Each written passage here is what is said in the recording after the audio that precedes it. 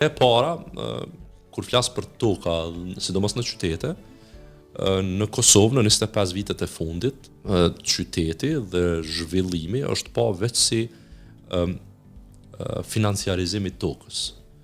Në aspekt që gjithçka është në ndërtim. Dhe çdo tokë shihet si kapacitet profiti. Dhe kjo e shtyn politikbërje në nivel lokal. Pra, kryetarët e komunave dhe administratat komunale, pa përjashtim në Republikën e Kosovës, tokën e shohin veç prej optikës prizmit të ndërtimit. Edhe kjo nënkupton që kemi degradim serioz të hapësirës publike. Pra qyteti është shndruar në ndërtesë e jo në komunitet. Dhe nëse flasim për qëndrueshmëri mjedisore, vendi i cili është godit, hapësira e cila është godit në mënyrë brutale, pa mëshirshëm dhe pa mendim, për pasojat janë qytetet, pa përjashtim.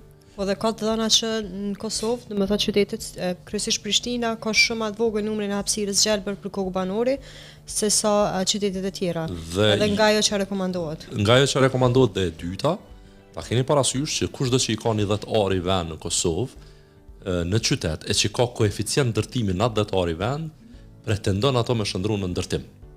Dhe kjo normale për qytetarëve me prit, për faktin se kjo ka qenë, si me thonë, impulsi zhvillimor që ja u kemi thonë qytetarëve, ju kemi thonë që çdo tokë është tokë për ndërtim.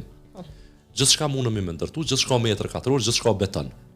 Dhe një pjesë e madhe e diskutimit është çka ndodh me hapësinat publike, sepse qyteti është hapësina publike, nuk është ndërtimi. Vendi ku shoqënohem, ku socializohem, ku ndodh jeta, nuk është banesa, por është hapësina përpara dhe që mungojnë. Dhe tash për me shku edhe një haptutje, arsyeja pse nuk shohim fëmijë nëpër lagje, ose pse s'ka lagje. Ka banesa, ka ndërtim, ka kere, ka parking dhe ka do mikro hapësira që pretendojnë me bo një kozmetik të gjelbërtës. Janë të rrethuar prej ndërtesave. Dhe fëmijët përfundojnë në iPad. Shoqëria përfundon komplet si më thonë në ekonominë e vëmendjes digjitale. Kjo është e para.